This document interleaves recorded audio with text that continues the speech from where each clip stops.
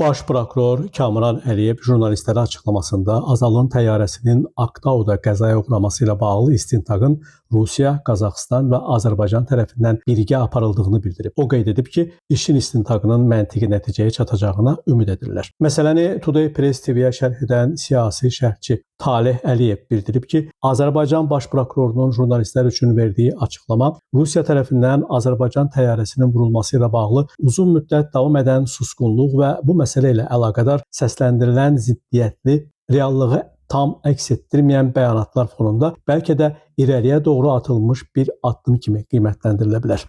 Onun sözlərinə görə söhbət Azərbaycan təyyarəsinin vurulması və qəza eniş etdiyi ölkənin istintaq qurumlarının iştirakı ilə bu hadisənin birgə araşdırılması ilə bağlıdır ki, bu da belə bir ümid yaradır. Stat: Rusiya nəhayət gerçək cinayətkarların cəzalandırılması üçün özündə qətiyyət tapacaq və günahsız insanların ölümünə səbəb olan şəxsləri cəzalandıracaq. Belə olduğu halda isə Rusiya tərəfi son bir ildə gərginləşən Azərbaycan-Rusiya münasibətlərində yenidən etimadın formalaşmasına öz töhfəsini verəcəkdir. Statın sonu. Jalə Rövşən, Namiq Abbasov, Today Press TV.